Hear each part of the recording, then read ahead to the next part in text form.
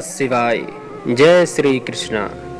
दोस्तों, आज हम बात करेंगे 16 सोमवार व्रत का अनुष्ठान और उनसे जुड़ी हुई कुछ पौराणिक कथाओं के विषय में।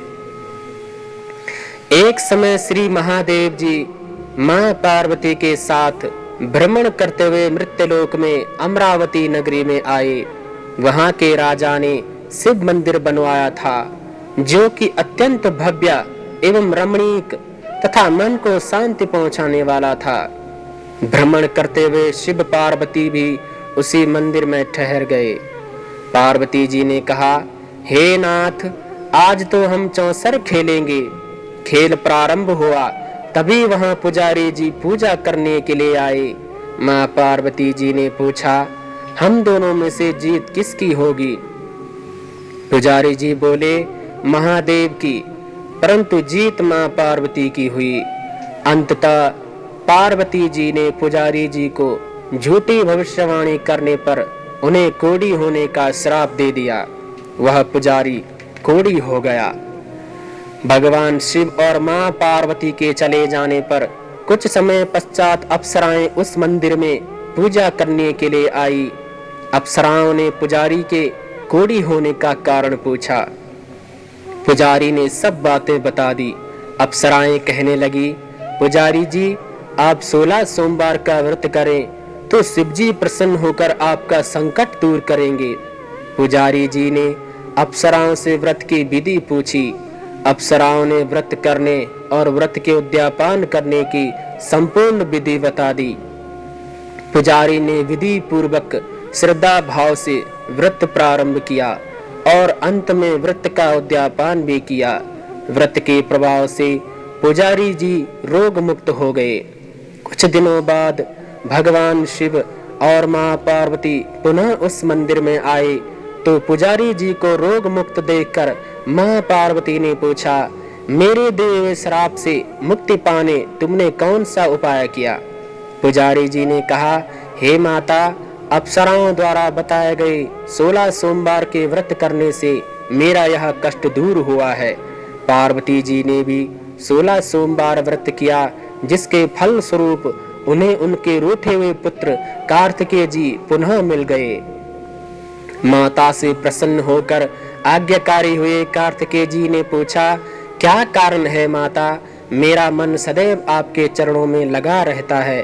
पार्वती जी ने कार्तिकेय जी को 16 सोमवार का व्रत और उसके महात्म्य की विधि बताई।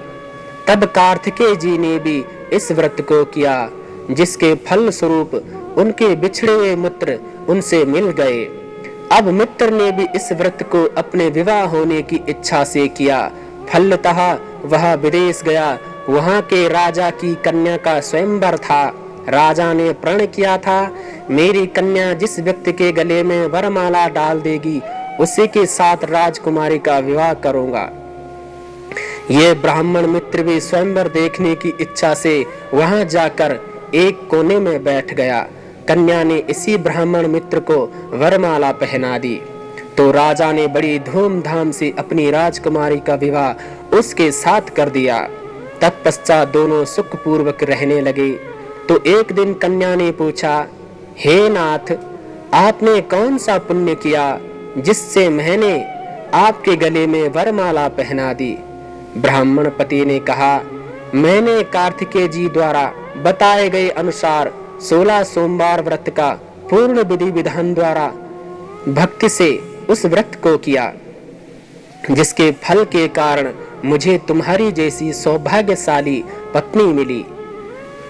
अब राजकन्या ने भी सत्य पुत्र प्राप्ति के लिए ये व्रत किया। बड़ी होकर पुत्र ने भी राज्य प्राप्ति की कामना से 16 सोमवार का व्रत किया। राज्य के देवलोग राजा के देवलोग होने पर इसी ब्राह्मण कुमार को राजगद्दी मिली। फिर भी वह इस व्रत को करता रहा। एक दिन उसने अपनी पत्नी से कहा, पूजन सामग्री लाने के लिए कहा। उसकी पत्नी ने अपनी दासी को भिजवा दिया।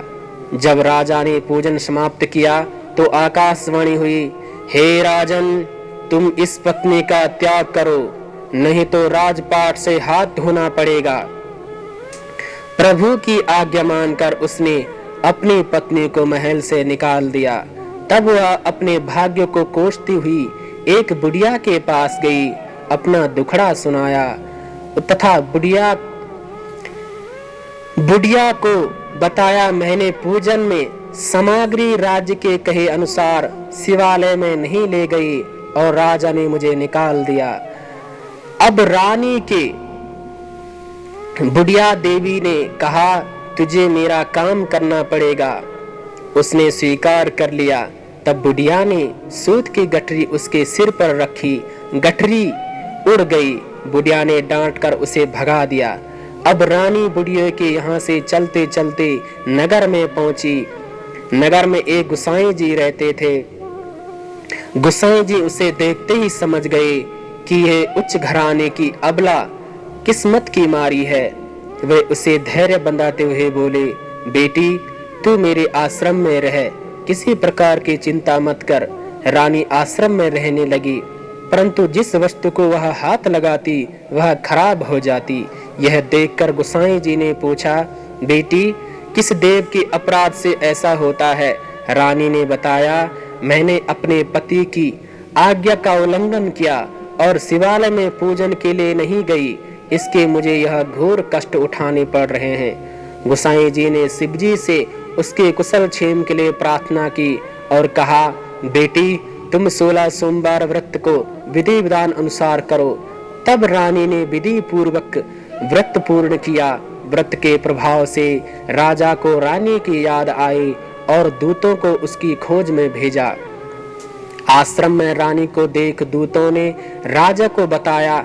तब राजा ने वहां जाकर गोसाई जी से कहा, महाराज यह मेरी पत्नी है, मैंने इसका परित्याग कर दिया था, कृपया इसे मेरे साथ जाने की आज्ञा दें। शिवजी की कृपा से प्रतिवर्ष 16 सोमवार का व्रत वे करते हुए आनंद में रहने लगे और अंत में शिवलोक को प्राप्त हुए। तो दोस्तों कैसे लगी आपको ये 16 सोमवार व्रत की कथा? हमें कमेंट बॉक्स में अवश्य बताएं। ओम नमः शिवाय।